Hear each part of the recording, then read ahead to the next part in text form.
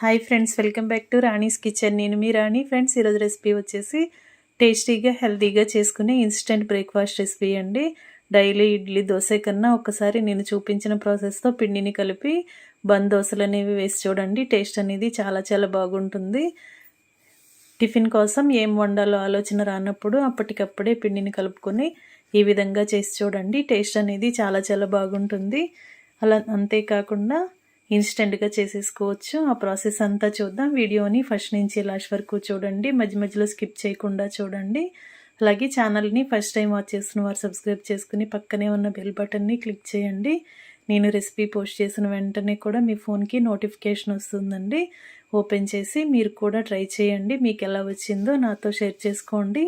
ఈ రెసిపీ అనేది అప్పటికప్పుడే చేసుకోవచ్చు. దానికోసం ఒక గిన్నెను తీసుకుని 1 కప్పు నిండా అటుకులు తీసుకుని వేసుకోండి. అటుకుల్లో డస్ట్ అనేది ఉంటూ ఉంటుంది.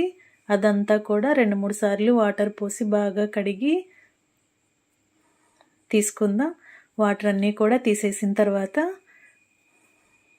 2-3 టేబుల్ స్పూన్ల వరకు వాటర్ని పోసి అటుకులన్నీ కూడా వాటర్లోకి బాగా సర్దుకుని గిన్నెకు మూత పెట్టి 10 నిమిషాలు పక్కన పెట్టండి. అటుకులు అనేవి చాలా త్వరగానే తక్కువ టైంలోనే నానిపోతాయండి, సాఫ్ట్గా వచ్చేస్తాయి. 10 నిమిషాల తర్వాత చూద్దాం. ఈ గిన్నెకు మూత పెట్టి పక్కన పెట్టండి.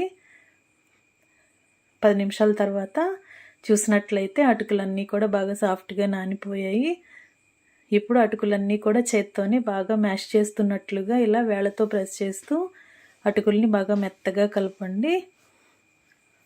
ఈ విధంగా బాగా కలపండి. సన్నగా కట్ చేసుకున్న ఉల్లిపాయ ముక్కలు 1 అరకప్పు తీసుకుని అటుకుల్లో వేసుకోండి. అలాగే సన్నగా కట్ చేసుకున్న పచ్చిమిర్చి ముక్కలు కూడా 2-3 టేబుల్ స్పూన్లు తీసుకుని వేసుకోండి. సన్నగా కట్ చేసుకున్న అల్లం ముక్కలు కూడా వేసుకుని సన్నగా కట్ చేసుకున్న కొత్తిమీరని, కొన్ని కరివేపాకు రెబ్బల్ని కూడా వేసుకోండి. మనం ఏ కప్పుతో అటుకులు తీసుకున్నామో అదే కప్పుతో 1 కప్పు అటుకులకి 1 కప్పు పొడి బియ్యం పిండి వేసుకుని టేస్ట్కి తగినంత సాల్ట్ వేసుకుని 1 పావు టీ స్పూన్ వరకు వంట సోడా వేసుకుని మనం వేసిన ఇంగ్రీడియంట్స్ అన్నీ కూడా అటుకులకి పట్టేంత వరకు ముందుగా పొడి ఇంగ్రీడియంట్స్ అన్నీ కూడా వేళ్ళతో బాగా కలుపుకొని తర్వాత కొంచెం కొంచెంగా వాటర్ని పోసుకుంటూ పిండిని కలపండి. మనం వేసిన ఇంగ్రీడియంట్స్ అన్నీ కూడా అటుకులకి బాగా పట్టేంత వరకు కలపండి. ఇలా వేళ్ళతో నేను చూపించిన విధంగా గట్టిగా ఒత్తుతూ కలిపినట్లయితే అటుకులన్నీ కూడా బాగా మెత్తగా వచ్చేస్తాయండి, సాఫ్ట్గా వచ్చేస్తాయి. ఈ విధంగా పిండిని బాగా కలపండి.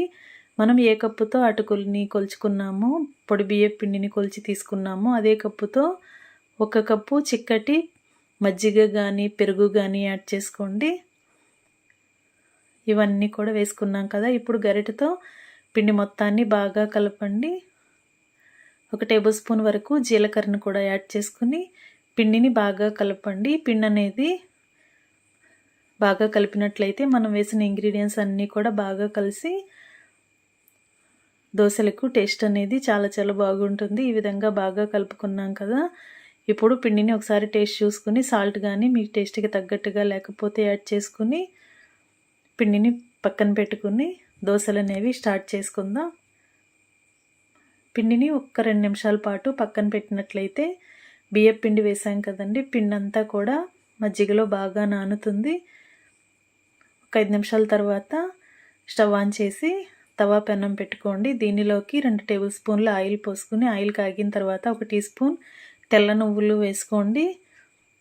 అలాగే కలిపి పెట్టుకున్న పిండిని 2-3 గరిటెలు ఒకే చోట ఎక్కువగా పోసుకుని మూత పెట్టి లో ఫ్లేమ్లో ఉడికించండి. ఒకవైపున బాగా క్రిస్పీగా ఫ్రై అయిన తర్వాత రెండో వైపు కూడా టర్న్ చేసి బాగా ఉడికించండి.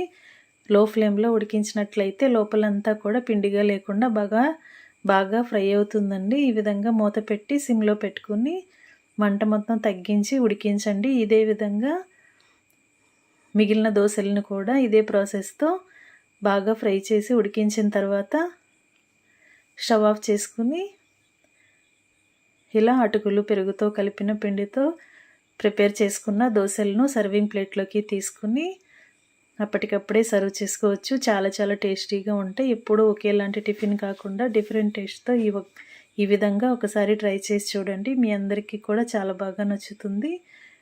రెసిపీ నచ్చినట్లయితే వీడియోకి లైక్ చేసి ఛానల్ని సబ్స్క్రైబ్ చేసుకుని పక్కనే ఉన్న బెల్ బటన్ని క్లిక్ చేయండి.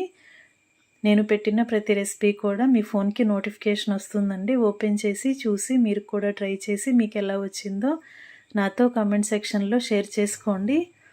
ఒక్క దోశ తిన్నా కూడా కడుపు నిండిపోతుంది. అంత టేస్టీగా అంత హెల్తీగా ఉండే దోశలు రెడీ అయిపోయాయి కదా. మీరు తప్పకుండా ట్రై చేయండి. ఈ దోశలను టొమాటో చట్నీ, పల్లీ చట్నీ, కొబ్బరి చట్నీ ఎలా అయినా కూడా సర్వ్ చేసుకోవచ్చండి. మరొక రెసిపీతో మళ్ళీ కలుద్దాం. Thanks for watching. నేను మీ రాణి.